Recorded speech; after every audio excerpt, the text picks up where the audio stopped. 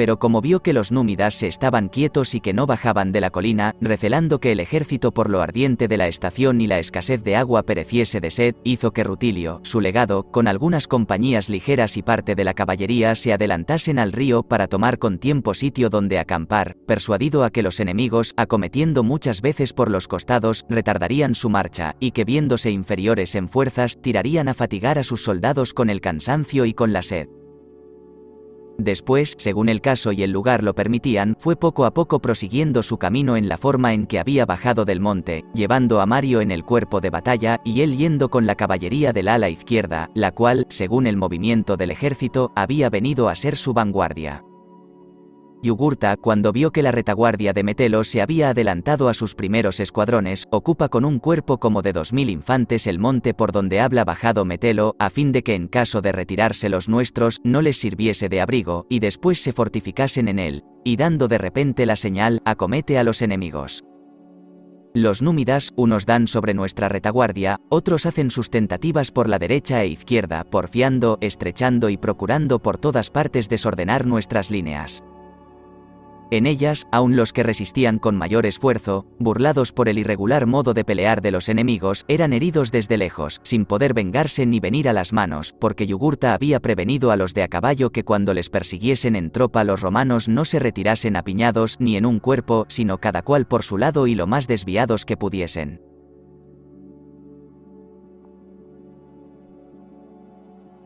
De esa suerte, siendo superiores en número, cuando no podían hacer frente a los nuestros, los cogían ya desordenados por las espaldas o por los lados, y si les acomodaba más para la fuga el collado que la llanura, allí también los caballos númidas, hechos a sus veredas, se escabulían fácilmente entre las matas, al paso que a los nuestros embarazaba la aspereza y poca práctica del terreno. Era el aspecto de todo el campo fluctuante y vario, causando a un mismo tiempo horror y compasión. De los desmandados parte huían, otros seguían el alcance, sin acordarse nadie de su formación ni de sus banderas.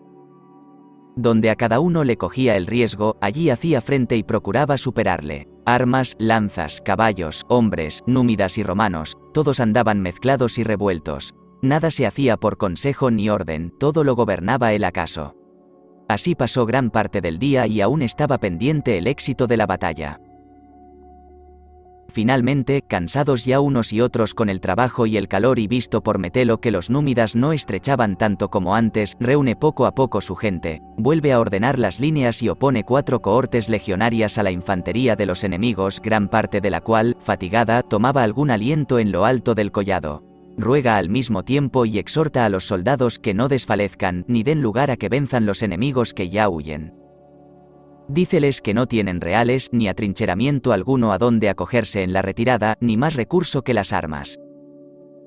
Pero ni Yugurta estaba entre tanto ocioso. Giraba, animaba a los suyos, renovaba la pelea. Hacía 1000 tentativas por sí mismo con su tropa escogida, socorría a los suyos, cargaba a los enemigos que vacilaban y a los que veía firmes los contenía desde lejos con las armas arrojadizas.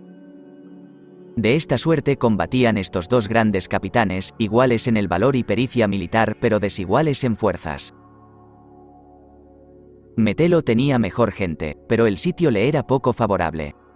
Al contrario, Yugurta llevaba ventaja en todo, sino en la calidad de su tropa.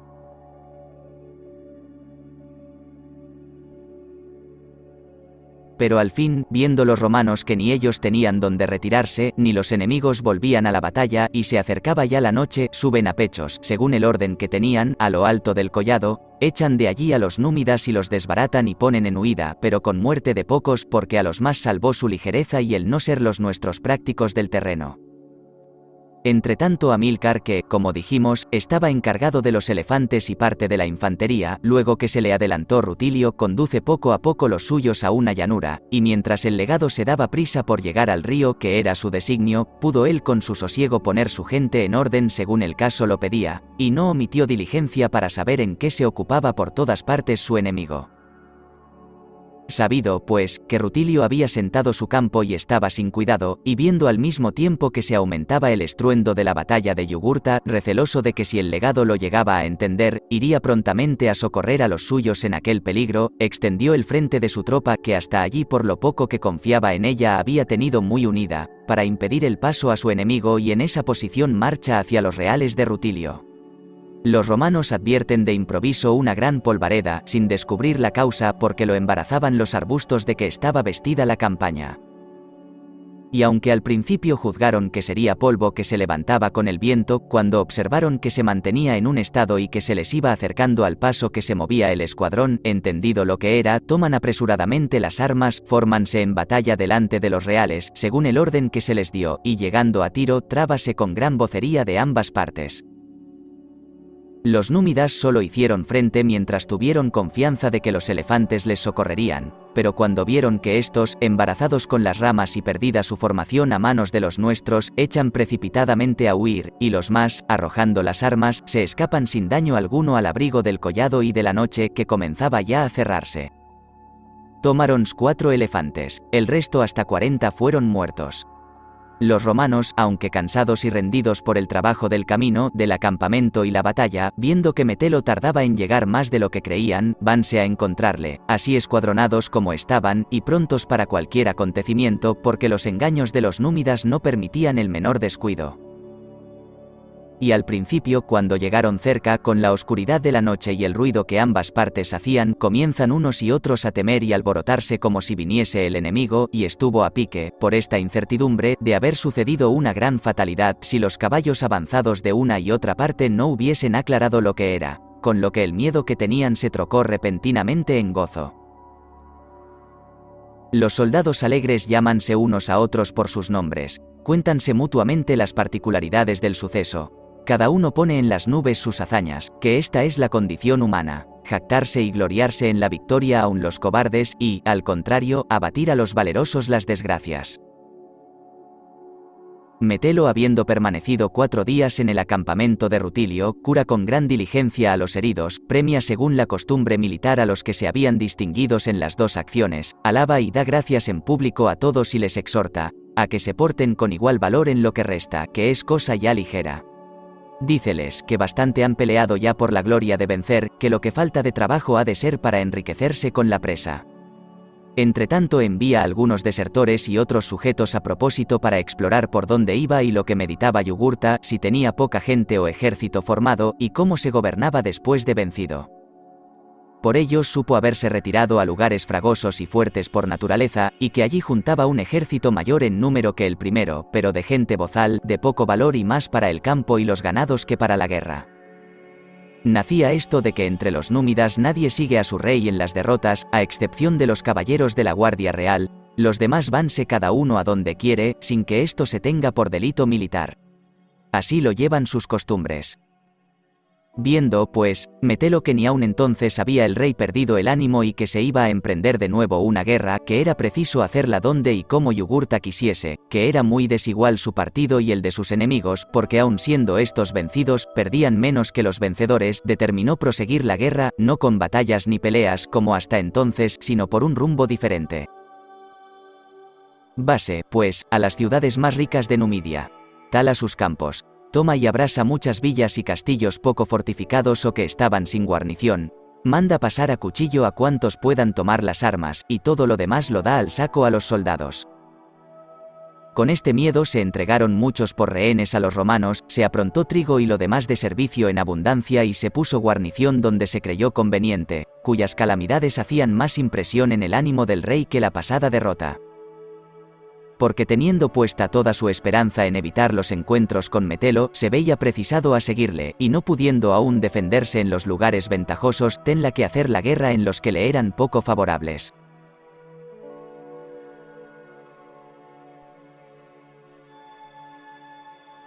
Resuelve, no obstante esto, lo que en aquel apuro le pareció mejor, es a saber, que el grueso del ejército le aguardase en los sitios donde solía estar. Él, con la caballería escogida, sigue a Metelo, y caminando de noche por veredas desusadas, sin que nadie le observase, acomete improvisamente a los romanos, que andaban derramados, Mata a los más de ellos que halló sin las armas, cautiva a muchos, ni uno siquiera se escapó sin herida, y antes que de los reales puedan socorrerles, se retiran los númidas, según el orden que tenían. A los montes inmediatos. Entretanto habla gran regocijo en Roma por las noticias que se tenían de Metelo. Es a saber, por su buena conducta y haber gobernado a su ejército a semejanza de sus mayores, y porque, sin embargo, de serle contrario el lugar de la batalla había por su esfuerzo salido vencedor, apoderándose de la tierra del enemigo y obligado a Yugurta, a quien la flojedad de Aulo había hecho insolente, a librar toda la esperanza de salvarse en la aspereza de los montes o en la fuga. Y así el Senado manda que por estos sucesos felices se den gracias públicamente a los dioses inmortales, y la ciudad, antes sobresaltada y cuidadosa del éxito de la guerra, se alegra y explaya, ensalzando el nombre de Metelo. Este, por lo mismo, se aplica con más empeño a terminar la guerra, y no omite diligencia para ello, pero cuidando mucho de no dar ocasión de que le asaltase el enemigo, y teniendo presente que a la gloria sigue comúnmente la envidia.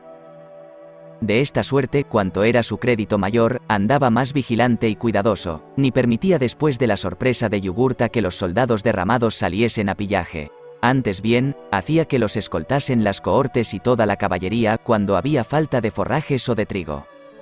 Parte del ejército mandaba Metelo por sí mismo, el resto Mario, y ambos asolaban la campaña, no tanto con las correrías como a fuego. Acampaban separadamente, aunque a poca distancia uno de otro.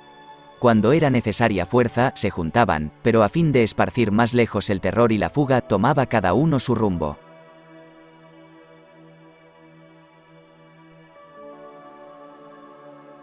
Entretanto Yugurta seguía sus pasos por los montes, buscando lugar y ocasión de sorprenderlos. Destruía los pastos y las pocas fuentes que había por la parte que entendía que habían de pasar. Presentábase unas veces a Metelo, otras a Mario, picando nuestra retaguardia y retirándose inmediatamente a los montes. Ahora amagaba a unos, luego a otros, sin hacernos guerra, ni dejarnos quietos, con solo el fin de entretener y apartar de su intento al general.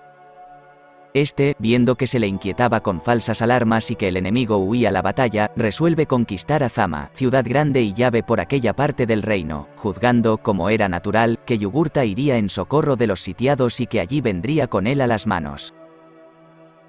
Pero este entendió por nuestros desertores lo que se le preparaba y anticipándose a fuerza de marchas a Metelo, exhorta a los ciudadanos de Zama a la defensa y refuerza su guarnición con los desertores mismos, gente para el caso la más segura de todas sus tropas porque no podía engañar sino a gran riesgo. Ofréceles sobre esto que él irá en persona y con ejército a socorrerlos cuando sea tiempo. Dispuestas así las cosas, retírase a unos lugares muy fuera de comunicación. Pero habiendo poco después sabido que Mario con algunas cohortes había sido enviado desde el camino de Zama por trigo a Sica, que era la primera ciudad que después de la derrota había abandonado a Yugurta, encaminase allá de noche con su caballería escogida y traba en las mismas puertas de ella la pelea con los nuestros que iban ya saliendo, exhorta al mismo tiempo en alta voz a los sicenses que los acometan por las espaldas, díceles que la fortuna les ha puesto en las manos la más bella ocasión para una acción gloriosa, y que haciéndolo así, asegurará él su reino y ellos su libertad y su quietud para siempre.